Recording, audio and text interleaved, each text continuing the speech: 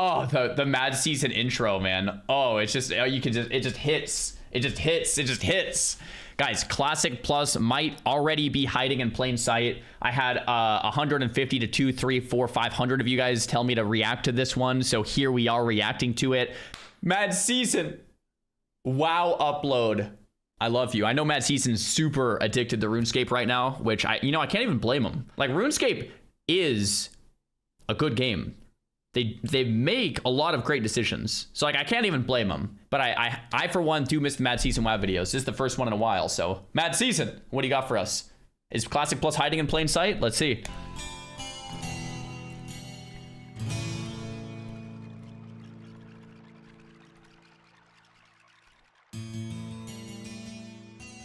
Hey guys, what's up? Mad Season here, back with another video for you. Hey, Mad Season. Alright, so Classic Plus, it's not confirmed yet, but in my opinion, it's a 99% chance of releasing. We recently went over the why and all of the hints that Blizzard has been dropping over the past several months. I'll have a link to that video in the description if you are curious. But what I wanted to focus on today is realistically, what would it look like considering Blizzard's development practices and history, and also going over things such as the Classic Plus-esque survey questions that they've shared in the past, and also the fact that Blizzard has said that the entire season of Discovery was a big experiment.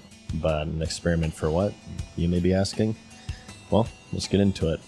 Before we begin though, I'd like to No way! I'm sponsored by Surfshark too! Wait for it. Wait for it. Wait for it.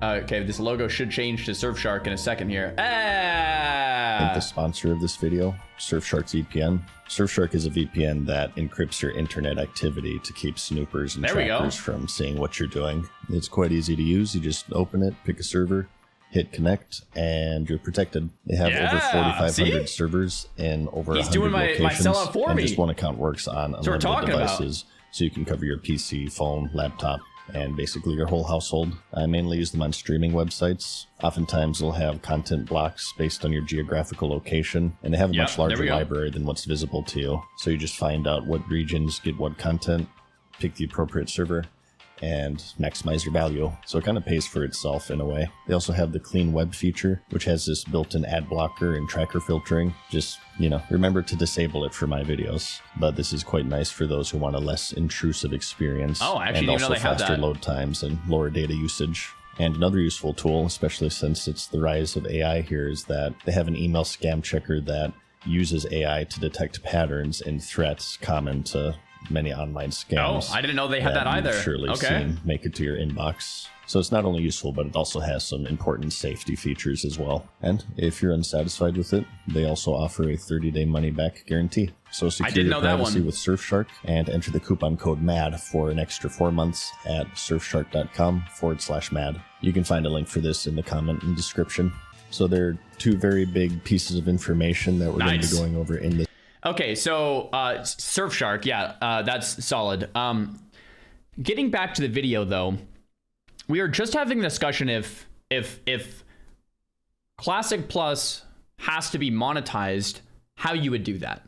And a lot of you guys said you wouldn't mind a box price if it meant no shop.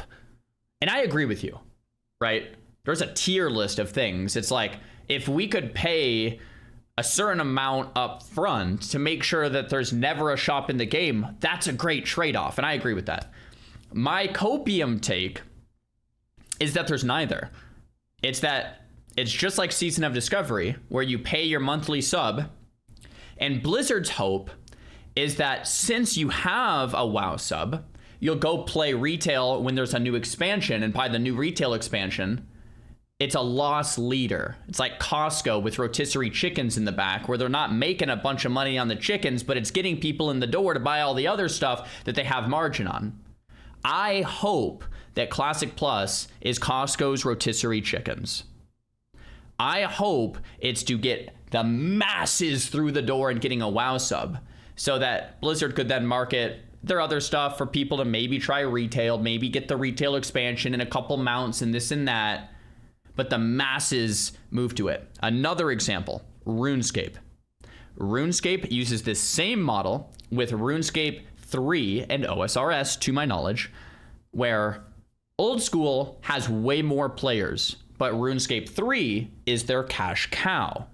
So they get players on old school. There's way more players that play old school, but it's not really monetized as well.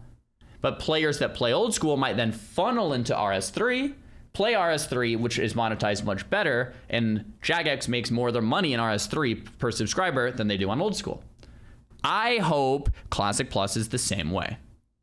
They funnel people in, you have a good time. If that's all you want, that's all you take. But there's more there with more monetization on retail. Copium, I know, but that would be the best case scenario. Please. Okay. This video, starting first with the Season of Discovery. In both the announcement itself and throughout the development, and even in the send-off for the game mode, when they announced that it was no longer being developed, they had made mention several times that this temporary game mode was experimental in nature. Yeah. Or they say things like they learned a lot from it. So combining this with other various teases like the weird 2026 state of review thing. All Classic players across the globe have a lot to look forward to. I'm really excited to announce that... I guess we'll save that for later. As well as this line from your yearbook with a bunch of plus symbols. I think it's fairly reasonable to assume that the core of Plus will consist of what they consider to be the greatest successes of Discovery, while hopefully leaving out the not so successful things. Yeah. And this is where it gets subjective because, you know, what are successes and failures, right? But trying to take the most objective look possible, probably a good place to start is with one of its most major features, which is the rune system. Although during its release in 2004, the class balance of the game was quite impeccable by the time standards. It is definitely something that, by today's standards, hasn't aged the best in some ways for some people. Personally, if I may interject my opinion here, I like it. I think it has charm, and I think that the roles are much more specialized, which gives the classes values and these special jobs that only they excel at. Like, I think it's cool that mages are by far the best AoE class, or warriors are the best tanks, and you know, you have other various classes and specs being great at some things and bad at other things. I think that weaknesses are often mischaracterized as flaws, but they're just as valuable as strengths in the identity of classes and specializations. And if you treat weaknesses as flaws to be fixed, eventually everything just kind of melds into one another, and the classes no longer have these interesting identities that separate them from each other.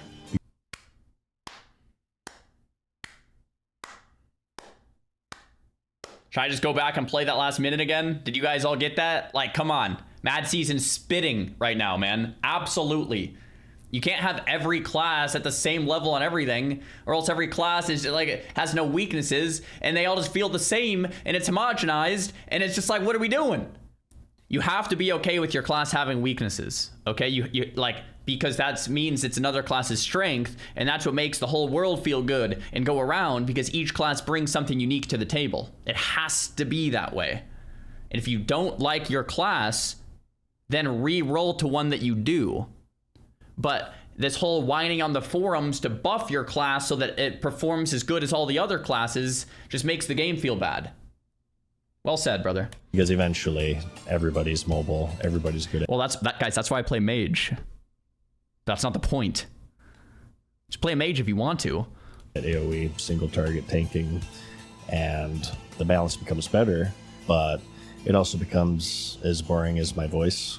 But of course the other extreme isn't the best either, where of course in vanilla you have some classes and specs that are severely broken, such as balanced druids going out of mana in like 10 seconds or whatever. So this was one of the major focuses of the Season of Discovery, and they addressed it with the rune system, where players could find all of these different unique runes throughout the world that sort of fill out all of the different specializations. These, from what I recall, were received fairly well. There were some issues. Some people liked them not only for their effect on the class balance of the game, but also in the way that you obtained them. Initially, at least, they weren't just patched into the game or you just trained them at a class trainer. They were often hidden in the world, or locked behind quest chains or faction reputations. They did try to leverage one of Vanilla's biggest strengths, which is that world presence. However, this would eventually backfire on them, as shown with them eventually just releasing an NPC that sold every rune for a copper right from the starting area. The reason why they did this is that they felt like they went a little too overboard, and as time went on, at a certain point, there were so many runes that starting a new character kind of became a daunting task for people, so they just made them easily available. But as they said, it was all an experiment, so maybe this is something that they picked up on and will monitor more closely. Another major... How do you guys feel about the rune system versus just having more talents, kind of like how TBC or Wrath did it, where the tree just gets expanded or you learn it from the trainer? Cozy, bad, bad, bad, more talents. I prefer runes. Should be talents, not runes.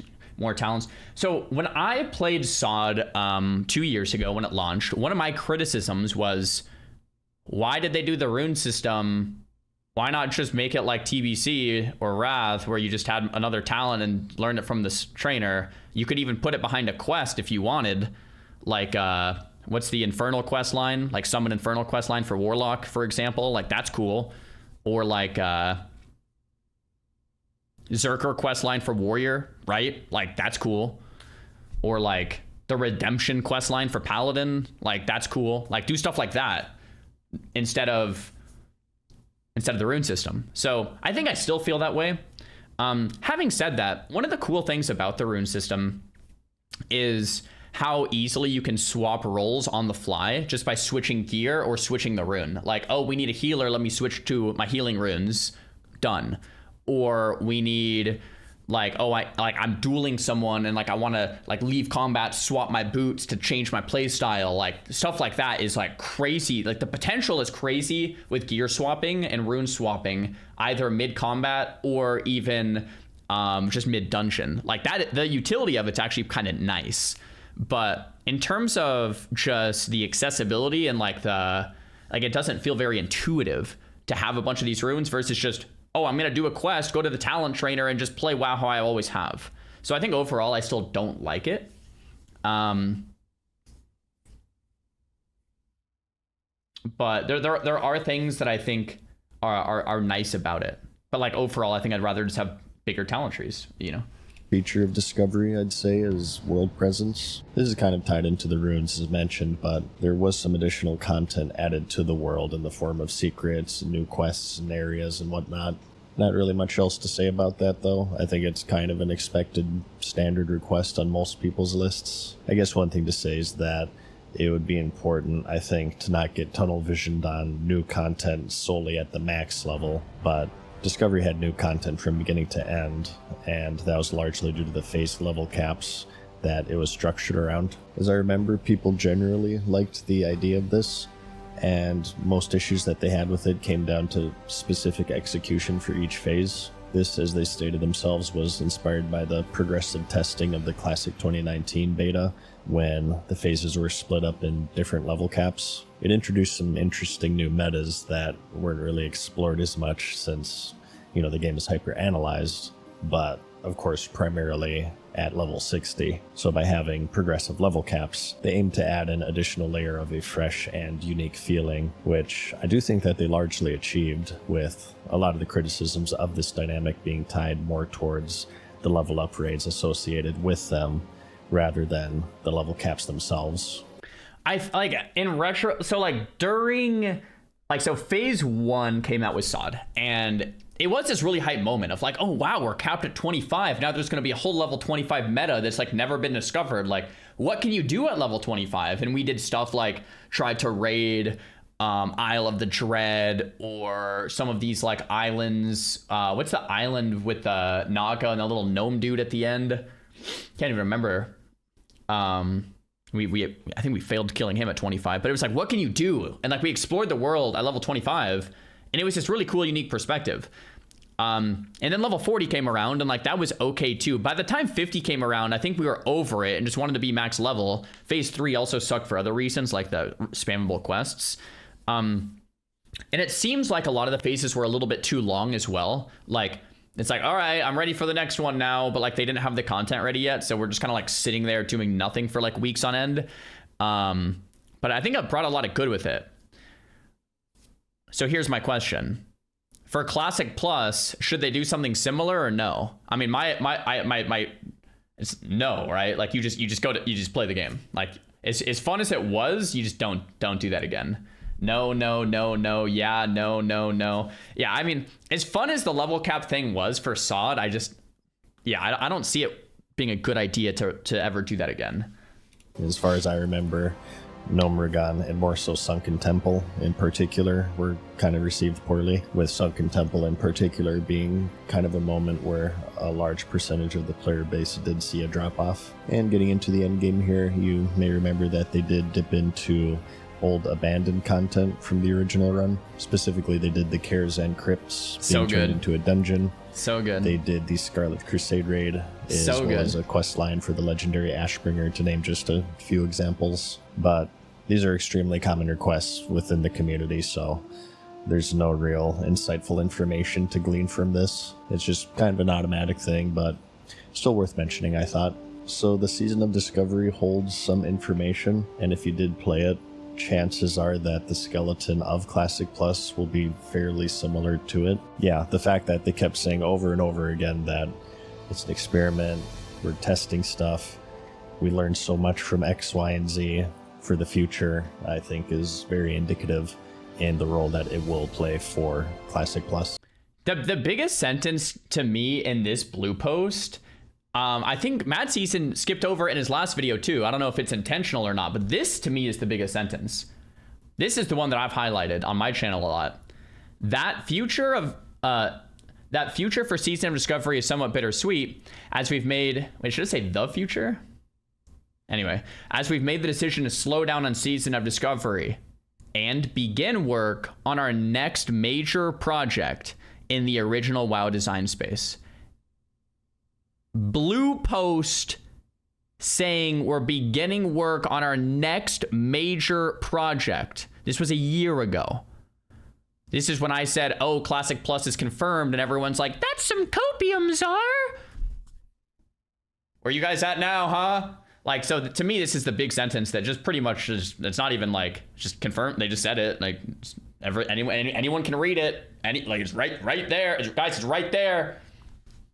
I think is very indicative in the role that it will play for Classic Plus. But beyond this, we also have the survey. In 2025, Blizzard sent out a survey to players asking about a hypothetical version of Classic, and they pitched many different specific features. So we don't have answers to these, only Blizzard has them. However, there has been a community-run survey called the Classic Plus Project, which I'll have linked in the description, with similar or even the same questions so we can kind of compare. And something that's really interesting with this survey is that there's another content creator on YouTube named Jordy who makes classic World of Warcraft videos, and he made a video about this survey, and in the comments was Agrand, who's been like the main classic guy. And if you did see my previous video, as you would know, he's working on a classic project that doesn't have anything to do with Mists of Pandaria Classic or and we've covered this post as well, but Agrand, the classic guy, like a year ago, last year, I officially changed roles from game production to game design. I've got my whole focus now dedicated to helping lead the long-term vision for content and narrative on the classic team. Who's on Copium now, guys? Classic anniversary, so that would only leave it's like a year ago. Like we've had this info for like a year, and he's commenting on a video about the very survey that we're about to go over. So the idea here is that we can use these to make reasonable guesses on the data that Blizzard has gotten, and depending on the results, what features may or may not make it into the game, assuming that they're following the results of the survey. There are about 40 questions in total. Some of them are very common requests for Classic Plus from the community, and others I personally have never seen before. So We'll just go over them one by one here, and then we'll go over the community score to see how people answered them. Starting with the rather popular one here, we have cross-faction shamans and paladins. This was, of course, a feature released in the Burning Crusade expansion with the Draenei and Blood Elf races, where Horde got paladins and the Alliance got shamans. I can see this one going either way. For me, I wouldn't quit either way. For me, it wouldn't be like that big of a deal if they did or didn't do it. There's some things that would be a big deal. This one is like, if I had my preference, I think I would want shamans on Alliance and Pallies on Horde. But if they didn't do it, it wouldn't be a big deal. I personally would love to play an Undead Paladin. I think that would be so cool. But if they don't do it, it is what it is. That's fine. I'm totally fine with them not doing it. Which was a major change to the balance of the game. There's a matching public survey response from this, and the community has responded largely in favor out of about 47,000 responses. I guess I'm the minority here because I actually like the separation. I do think it's a fairly major part of the identity of vanilla. I know it's done for balance, but again, some imbalance can be interesting, and it kind of gives the factions different identities in both PvE and PvP. I've always been a fan of having different strategies and the different areas of the game, depending on what faction you are. While the balance of vanilla can definitely be improved, I think, again, it's also important to not go too overboard. Next we have collections, UI-based storage system for pets, mounts, and toys to free up inventory space. The community responded again with a resounding yes. Inventory space, as you probably know, plays a pretty big role in vanilla, both as an annoyance, but also as a form of balance to limit like how many consumables or gadgets you can bring if you're an engineer. But at least for the more collection-based stuff like mounts, pets, and toys, the community wants a dedicated storage/interface for those. Next we have 1v1 duel arenas. The ability to go into a special dueling arena for 1v1 contests that are viewable by spectators. The community responded mostly receptive, with most saying yes, and the next saying yes and let us bet gold because gambling culture has taken over the world, with the last 23% saying no. I am a fan of this. I've been saying that. What I like is that it's viewable by spectators. This is the big one for me. As soon as you get arenas that like you just teleport somewhere else and you don't see people and there's less people in the world because of it, it's an L, right? You want the world to feel alive, not dead. But once there's a place that people can go and hang out and talk and meet people and duel and view other duels and spectate, it's like, yes, there we go. That's classic. So I'm all for this. All for it. For years, actually. I think that community events are huge for the game. Some of you might remember the OTK tournament that was hosted a while ago. Do you remember that? Pulled in like hundreds of thousands of viewers. I think it gets more eyes on the game. Yeah, I do remember that one. Playing, and I just think it lends itself well to the whole idea because everybody always says vanilla is about community, right? So making it easier for these organizers to make these tournaments and have spectator tools and whatnot, so they don't have to go into out-of-bounds areas to avoid interference, will make it so they happen much more frequently, which I think can be really good for the game. So I'm also very much in favor of this. In fact, I say go even further and have this whole dueling island that you can only get to through a GM teleport and have it filled with, vendors for food and drinks, class trainers to respec, basically everything to support some sort of PvP dueling tournament. I don't know. You could really leverage it in huge ways, I think, but that would also require Blizzard to hire an actual human employee to work as a GM. And I did actually calculate the chances of this happening. It's really interesting because it just happens to be 0.016% chance, repeating of course, which completely coincidentally is the exact same chance of the people who swore up and down that the WoW token wasn't coming after Told you so, by the way. Actually coming back to my channel and saying that they were wrong because I told them so, by the way. Next we have modern character models. Assuming this would be a personal option that would be toggled on and off by the players. I personally don't have an interest in this because I thought the whole idea was to not play Modern World of Warcraft, but this is how the answers turned out on the Classic Plus project, with 1 being strongly disagree and 10 being strongly agree. Next is leveling profession improvements, the ability to make more usable gear for yourself as you level, and to be able to craft it at level appropriate trade skill levels. So here we have a resounding yes. This is actually a pretty common criticism with vanilla World of Warcraft, is that if you're really on top of your trade skills and you go super out of your way to level them, you can make some useful gear.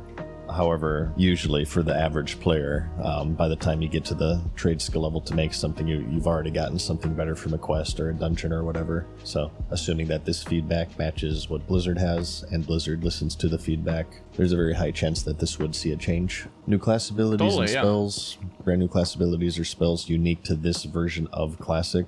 This was something that was in the Season of Discovery. Many of the runes, in fact, I would say the majority of them, were abilities from other expansions like Burning Crusade and Wrath and whatnot, but they did have some new ones here and there from what I recall. It's also a very common request, and as you can see, it holds a resounding yes from the independent survey at almost 21,000 responses. Next, we do have a question relating to the honor system. Move honor rewards away from the original model and towards a more seasonal mode where new honor rewards are added to coincide with the new PvE raid tier updates. So is essentially the system that they've used from the Burning Crusade and onwards with the seasonal PvP gear. Whenever new raid tier comes out, a new PvP tier comes out, and they kind of shuffle where you can obtain those items. There is a public question relating to the old rank 14 system, but it is a little different, offering 4 options, which is remove the weekly rank system and you just rank up as you get honor. In second place, there's an unspecified overhaul, and third, it's the go same back to the drawing system, board, but with no decay. And lastly is just keep it as is. So having done the rank 14 grind in the 2019 run, I am of the opinion that it is a pretty bad system overall. I feel like most people dislike it. Even the people that did it kind of dislike it. Like, I know Savix did it. I remember Swifty, Mad Season. I'm trying to think who else. Like, I feel like everyone kind of just, even if you did it, it's like, yeah, that sucked. Like, I didn't mind how it wasn't sod that much. Like, there was no downranking, or deranking, I guess. I never made it to rank 14. I think I made it to rank 12 or something, but it wasn't like that bad. It was, I mean, we farmed quite a bit, but it wasn't like terrible. I don't know. The way it was in SOD was kind of fine, I guess. Ludicrously grindy and unhealthy and toxic, and I think it's only gotten worse over time as people have become more sweaty. It definitely rewards time investment and not skill. It encourages pre-mades dodging other pre-mades because it's more honor efficient to just stomp pubs all the time. I guess if you're asking my opinion, I'd probably go with option 2. Class talent adjustment. So Mad Season actually wants option 2, which is throw out the entire system and go back to the drawing board. I mean, it depends what the drawing board comes up with, right? Like, there could be some good ideas. There could be awful ones. It depends. I'd be open to hearing ideas. I think for me, the original system seemed to just suck. I think as painful as it is to say, it needs to be a skillless grind, which is what Classic WoW is, right? Which, oh, I'm sorry if that hurts, guys. I'm sorry. But it's if you put in the time, you get the reward. That's Classic WoW. You put in the time to prep, you get the reward of doing well in the raid. You put the time into getting all your prebis, you're going to do well on the meters, right? If you prep, you will do well. That's Classic, right? So it should follow that, right? If you put in the time, if you prep, you get your reward, right? Because that's what makes Classic WoW, let's be honest. So it should follow that. Like, I don't think it should be some type of system where it's like skill based, like okay, you have to like get Gladiator and Arena and that'll be rank 14, right? Like, oh, let's add in 3v3, and if you're over 2700 rating, that's the new rank 14. I think some people would like that, but I think like the majority of people would be like, okay, this is just too sweaty. This isn't Classic WoW anymore, right? If you're asking my opinion, I'd probably go with option 2. Class talent adjustments, streamlining and improving class talent trees to make weaker specializations and classes more viable while still maintaining the overall feel and flow of classic combat.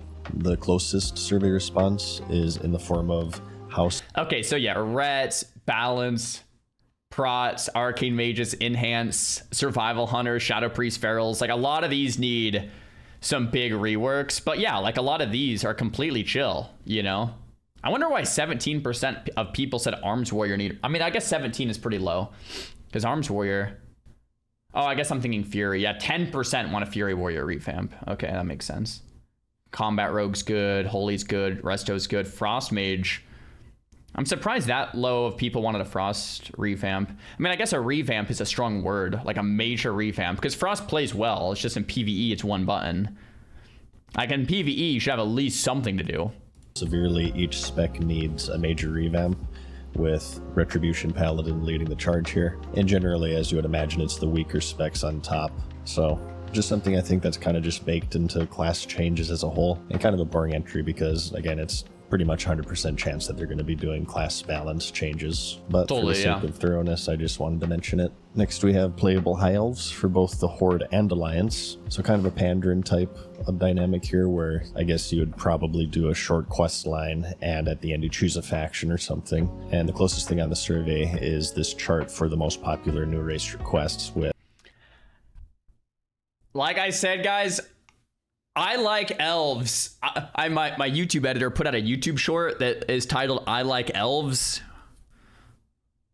which I don't know what Taylor, I don't know. Anyway, elves are cool, okay? Wrong. Oh, is it not? Is it like something else? Elves, I like elves, guys. Like blood elves, high elves. Give me an elf, man. Like I like elves, okay? I played a blood elf on retail for years. They look cool. With High Elves landing at the second place behind Blood Elves. Other popular choices are the Goblins from Cataclysm, Draenei from the Burning Crusade. Ogres have been a pretty popular request, but you also have Worgen, Dark Iron Dwarf, and in general a completely new race unique to Classic Plus, and further down at 14% is no new races. Next is revisiting known but unexplored zones, visiting zones that were part of Warcraft history but were never playable in the original World of Warcraft, such as Mount Hyjal, Uldum, Gilneas. So another really common request. You'll see this in pretty much everyone's wish list, and that's reflected in the public poll. For the most part, people want it. Kind of funny here that one of the options is yes, but only done well. As if the alternative is, yeah, but they have to be really shitty and poorly implemented. I don't get it. Couldn't you just have this for every question? Maybe it's that people's expectations are so low that when it comes to Blizzard, they have to clarify, like, okay, yeah, you can do this, but just to be clear, make it so it doesn't suck balls. I don't know. Player housing is a controversial one. Instance personalized housing for players and guilds. I couldn't find anything on the public survey for this one, so I guess I'll just use my opinion as filler. I do think that world presence is very important in vanilla, so I'm kind of wary of housing, but I agree. As long as it doesn't remove, a bunch of reasons to be in the world, like how it was done in Draenor, where you can do everything in your garrison, right? I think that's an example of player housing done poorly. It's possible that it could be done well in vanilla. I'd just rather not. It would have to be instance since the world isn't built for it. And some of you might know that they did plan it as far back as pre-release with that mysterious portal in Stormwind. That was supposed to be a housing district, and there also existed some GM commands for placing houses and whatnot, so they definitely had it in mind, but it was cut for various reasons. This infamous screenshot being one of them, because people could block off important areas. But the fact that it was intended pre-release gives it more authority for some players. I guess for me, it's just heavily dependent on what the system actually looks like. Next we... I don't know, man. I'm just like, there's some things it's just like, nah, like you just don't need it. I feel like housing is just like, nah. I think for retail, it kind of makes sense. Retail is all about collecting items and achievements and all these different things. And the house gives you a place to store it. And retail's so darn big anyway. A house, you can maybe argue, brings people together more than it makes people further apart. But Classic WoW, it's already small. You already see people. There's already towns. Why would you want to have someone not be in the town and go to their house? I don't know. I just, no thanks. No, like it makes sense in retail, but not for Classic. We have achievements, a system to track game milestones and accomplishments.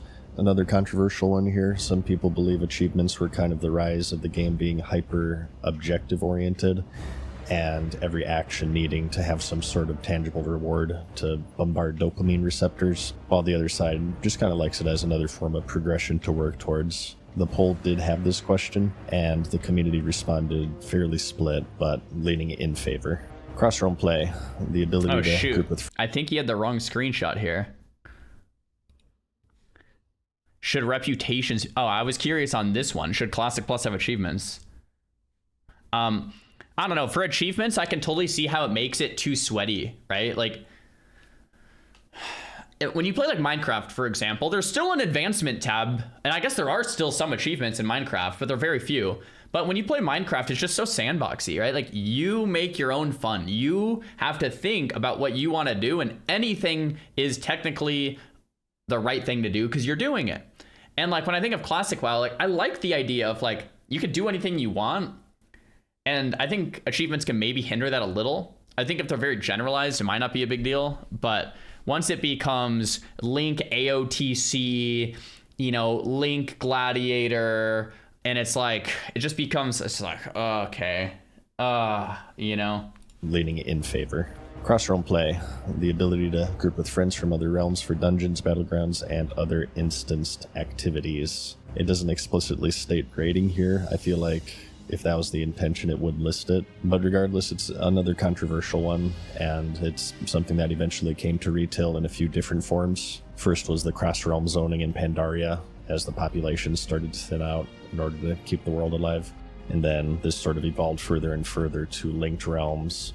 And I think today you can do like cross-realm raiding with other guilds, but don't quote me on that. I haven't played retail in a very long time. The argument for it is that it keeps options open, especially for servers that start to die or become imbalanced between factions. This was an issue that did happen with the 2019 run of Classic, so in that case, a system like this would be beneficial, at least for the players on the imbalanced faction. And the argument against it, as you would imagine, is that it dilutes the server's community, which is a fairly defining feature for vanilla. Many people agree. I couldn't find an equivalent question for this on the public poll, but if I had to guess, it would be another one that people would be pretty split on. Next, we have War Mode. As an alternative to PvP servers, this mode would allow you to opt into PvP in the open world via a toggle in main faction cities. So this was a BFA feature when they did away with the old PvP server system, where you would be able to toggle this mode in the city, and it would put you in a layer with other people who are in the same mode as you chose. You get bonus rewards, you got access to new talents and stuff. However, okay, this might be my own personal problem, but anytime there's an option to create more layers and phases of something, it just feels kind of bad because it removes immersion. For example, if you run into a city with war mode on and then turn it off and then run back out and now you disappeared, where's my continuity, man? That guy just vanished? What? Anytime there's another layer spun up and someone just disappears, it's like, wait, it just instantly takes you out of the experience of playing on a server and playing the game. And it's like, that just kind of sucks, right? As opposed to, you always see everyone. There's no layering, there's no faces, there's no nothing. And you just have a community of people you're playing on that server with. Having said that, there are drawbacks to like that kind of a thing, right? If a server's capped at a certain amount of people before it starts to lag, then you just need like 1 billion servers. And if you have 1 billion servers, like Matt Season just said, then they all, like, half of them die 3 months in, and then you have to consolidate them. But then the next major patch comes out, and then there's a queue time again, and then the servers are too darn packed, so you need to put up more servers, and then those new servers are kind of popping for a bit, but then they die, and then you have to consolidate, and it's just like so much work, and like it's just confusing too. So I don't know, maybe there's some middle ground, but in terms of immersion, anything that does this just ends up sucking. Like it just takes you right out of the world. For this question, it seems like it would just be strictly for toggling PvP on and off. This is a majority no from the... My proposed solution, as much as it sucks to say this, is you have a handful of pop-in realms, and right on launch or major patches, there's going to be so many people that they're going to fill up. So what do? Well, you introduce layering just to handle the amount of people for launches and expansions and new patches. But then as soon as humanly possible, you get to 1 layer and have it feel like a real server again. So hopefully within a few weeks, of a new patch, you're back down to just one layer, and it feels like a server again. But that way you don't have to spin up new realms every time there's a new patch, or like a bunch of new servers. It's just, okay, let's add in some layers for a few weeks so that we don't lag, so that we can play the game and not have a 50-hour queue time. But then let's get back down to one so it feels good again ASAP, right? And we target that. That's my proposed solution, but I don't know if that actually works. Public poll. Personally, I do think it is kind of an anti-vanilla feature. PvP servers are kind of core to the game, like them or hate them, but it is closer at a second glance because the yes option is kind of split between yes with XP bonuses and yes but with no bonus, so it is another fairly close answer here. Next we have 3 questions, one for 10 player raids, another for 20, and another for 40, and the closest public poll is this. People are asked to rank them 1 through 7, with 20 winning by a pretty large margin. 10 is third, right behind the standard since Burning Crusade 25, and 40 is all the way down at 6 with 5.1. This one surprised me. I guess I'm in the minority here, but I do think that 40 player raids are a pretty big part of the identity of vanilla, considering that, you know, it was Burning Crusade is where they scaled them down, and they did that for a reason, but I don't know, there's just something about gathering 40 different players that's very memorable of vanilla World of Warcraft to me. I know that they're annoying and they're harder to set up and coordinate, especially for raid leaders, it's a nightmare, but for me, I don't know, it kind of falls in line with the slippery slope mentality. If you remove the most annoying thing in the game, there's always a new most annoying thing to be pruned until, you know, eventually you're not even playing vanilla World of Warcraft anymore. That's Some a fair people will take. say slippery slope fallacy, to which I respond, told you so, by the way. I don't know. I guess I am in the minority, but I say that 40 player raids as a primary, with 20 player raids as kind of like a support, just like how they did the ZG AQ20 dynamic that vanilla had. Next we have various You know, I respect Matt Season a lot for this. You know, he is in the minority here, but he says it and recognizes it and doesn't change his position. He still thinks that's, you know, that's the WoW that he wants to play, but understands he's in the minority. It's like, okay, you know, if that goes through, then like, you know, it is what it is. I agree with the majority here. I do hold a lot of minority opinions as well, but the majority here, to me, like I like 20-man raids. When I'm streaming, I can fill a 10 or 20 man. I feel good about it. It's like, let's go. I can play with a bunch of you guys and it's fun. Trying to fill 40 with all the like, it's just like, it's a headache, which, like, to Matt Season's point, it's like, well, yeah, bro, you're playing classic, that's part of it. And it's like, yeah, touche. But for me, when I played SOD doing 10-man raids, like it was just so accessible. And I think for a lot of you guys, when you played SOD BFD phase 1, you could play with your friends, get a raid, go in, get out, get some loot, have fun. Really accessible. It's just really nice. So I don't know, I get the argument 40 is more epic and more classic, and there's more logistics, and that's part of it. I totally get it, but I still like 20 man, really. It's just, yeah, especially because I suck as a raid leader, like, let's be honest. So like for me, a 10 or 20 is just so much more manageable, you know. vanilla had. Next we have various graphic improvements, similar to the character model question from earlier, just higher resolution textures, more realistic lights, shadows, and so on. Unfortunately, there's no matching poll for this, but the closest I could find is Unreal Engine-esque graphics on a 1 to 10 scale, with the majority heavily against it, slightly less kind of indifferent, and 14% for it.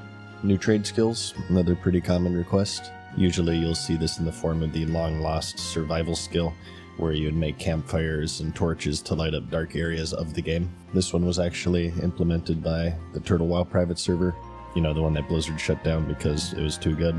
The response for this one is an overwhelming yes at 60%, 27% say no, just stick with the originals, while the remainder are indifferent. New battlegrounds, again, another very common request. As you'd expect, people are generally in favor, as vanilla World of Warcraft only has the 3 original battlegrounds, the Warsong Gulch, Arathi Basin, and Altric Valley. As for new race and class combinations, it's another one that's fairly split down the middle within the community, I'd say. Keep in mind, this isn't new races or classes, just combinations. Like, remember in Cataclysm we got Gnome Priests, Night Elf Mages, for instance. This was a resounding yes, but only if the lore makes sense, so You wouldn't like have anything crazy pallies. like gnome shamans or something next to his new class, but specifically one that's unique to Classic Plus, so no Death Knights or monks or anything. And this one surprised me, with 42% saying no, and behind is yes, but only completely new classes, followed lastly by the ones that we've seen from other expansions. I'm a no on this one. I think there's enough to try to balance already. The worst thing you could do is add in something like, I'll just use Death Knight as an example, and it throws a wrench into the whole thing. It's like, let's try to work with what we have first. If you want to add a new race, sure. New race class combos, sure. New content dungeon, sure. Like, there's a lot going on. Just like, oh, throw in a new class just feels like, yeah, maybe 5 to 10 years later or something. Like let's push that down the road a long time, but stick to the vanilla for now, right? This one, if you forced me to guess, I would have thought that it would have been a resounding yes, since people get so excited for new classes. I'm not saying I disagree with it, but if you're on the no side, I would like to hear your reasoning why. My guess is that it would just be too far of a leap, and it wouldn't feel like vanilla, as the original collection of classes are so iconic to it, which I agree with. But at the same time, you have other options here that I feel the same way about, and they go the opposite direction, like no 40-man raids or aligned shamans and horde paladins. So yeah, this one surprised me. So one of my takes that I feel like people don't like is, I want Classic Plus to be the worst when it launches. A lot of the times, new game modes are the best when they launch. Like Season of Discovery, people loved Phase 1 because it was hype and it was new and people were out there. I want it to be the worst when it launches, so that we have room to grow and change and add and remove and like meld this thing into something awesome many years down the line, because it's going to take time to build something truly remarkable. Anything truly remarkable takes time. So you can't have it, you don't want it to even be that, like, it shouldn't hit on launch. It should be solid. It should be a good foundation that is moldable to what we want it to become. Prime example, RuneScape. Old school launched and it was kind of a failure. Not many people played. But years and years of giving it love and listening to the community and giving the community what they want and giving this love letter to the community of, what do you guys want? Let's build this thing. Let's slowly change things, but only what you guys want us to change, nothing besides that. And then over 5-6 years, boom, it starts to blow up because it actually has what, like, they listened. I want Classic Plus to launch in its worst possible like a great foundation, but I want it to get better over time, right? So that's what I think. And lastly, we have Transmogrification, which is another huge controversial one. The ability to change the appearance of your equipped items. It'll only be... Yeah, everyone thinks it's a weird take, which every time I say that, people say that. That's why I prefaced it with, yeah, people seem to disagree with this one, but I still think it, right? We want a really good foundation so that it can become something really, really, really great. Everyone's like, weird take, sure, yeah, I guess so. Be available in rested areas, dungeons, or raids, so everything but PvP, including the open world, I suppose. This one I'm kind of against. I think that it's a pretty critical part of Vanilla's identity to show what people are actually wearing. Clown suits are like hand in hand with Vanilla World of Warcraft, in my opinion. I agree. My entire channel avatar is the warrior clown suit for the Blackwing Lair tier, so I'm definitely biased here. But here's what the community thinks, with the majority saying no. About half of that is at yes, with the rest just being no opinion, which is oddly split up into 2 categories. So yeah, very controversial. I personally say no. People want it, obviously, so you can look cooler and better express yourself, as they say. And this is just my opinion, but I feel like in many ways the lack of a transmog is actually more expressive, because what you're wearing kind of tells a story about your character. It tells other people what you've done, what you haven't done, what kind of a player you are, your rating progression. I'm very anti-transmog. I mean, Mad Season is expressing this very well. Like, bro, if you... Like, there's some things, like I said, that I don't feel that strongly about, and there's some things that I feel very strongly about. If you want to kill Classic Plus on launch, add in flying mounts, transmog, and a shop. GG, bro. You know, like, there's some things you can do that are just, like, awful, right? If you're a leveler, what zones you leveled in. You can see a guy running around, you'd be like, I'm anti-transmog toggle because it breaks immersion. Yeah, like imagine running up to someone and saying like, oh, sick axe, and they see a different axe than you see. Like, it's the same argument with like layering and phasing. It just kind of sucks for immersion. It just takes you out right away when people on their screens are seeing different things than you're seeing on your screen. So no toggle, no transmog, just, it doesn't need it. It's classic WoW. oh, looks like he did the Dead Mines, or, oh, looks like that guild's still progressing through Molten Core. They're probably a new guild. Or that guy looks like he's a pretty new player. Or maybe this person is obviously a high-ranking player in this guild because Xaryu just came out and he has so much of the gear already. Or maybe he egregiously swipes his credit card in GDKP runs. Yeah, but true. The point I'm trying to make is that what your character wears tells such a story in vanilla, and usually what happens with transmog is that people just kind of mog into the boring tier sets because they look the most cohesive, especially in vanilla, since there's so much fewer armor sets compared to retail WoW, which, you know, has over 100 now, probably, right? I think because of that, you would really kind of run into the problem of everybody being clones of one another and just doing the same boring things, and I don't know. I feel like it would just massively take away from the old school aesthetic of the game. I think it's more important than things like a new class. How your character looks is one of the most valued forms of character progression in an MMO. I mean, why else do people pay like thousands of fucking dollars on cash shops to buy cool looking mounts or pets or whatever? And it's not even just the MMO. So many games out there have these cosmetic cash shops, and it's for a reason. People pay out the ass for them. And why do they pay out the ass for them? Because they value them. And because they are valued, they are important. Even if it's not some form of functional character progression, like how much damage you deal, how much you heal, how much damage you mitigate.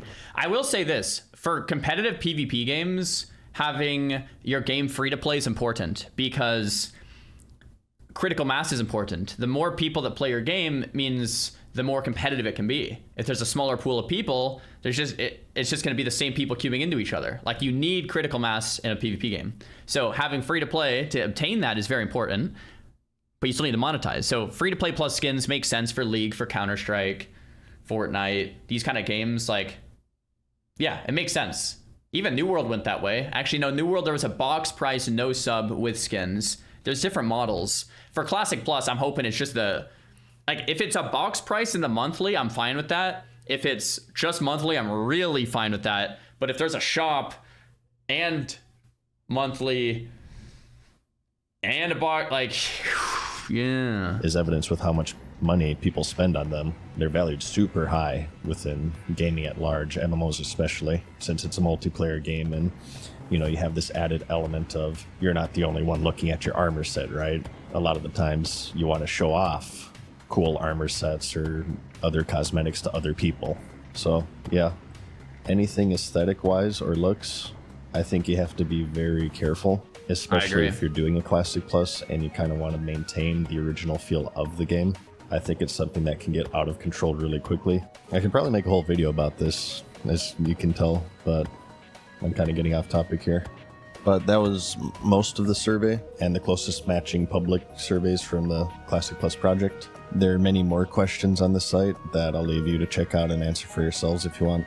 But I just wanted to stick with the ones that Blizzard asked because I feel like those are the most important, and they kind of give a more accurate idea of what the game will look like on the, again, not guaranteed, but 99% chance. Wait, this was actually, I didn't get this, what this video was until the very end. He took the Blizzard survey and answered them through the community poll, which isn't one-to-one, but it kind of gives you an idea. So he skimmed through just the questions Blizzard asked. Oh, it's really smart. I didn't realize that until the last minute of the video. It's in my opinion. It gets announced at BlizzCon in September. But that's about it.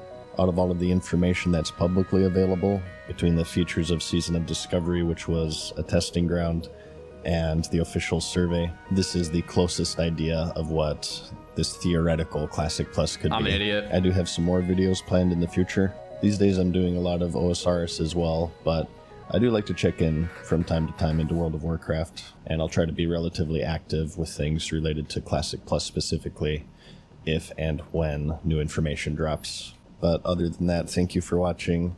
Like the video if you liked it, because I will see you in the next one. Peace.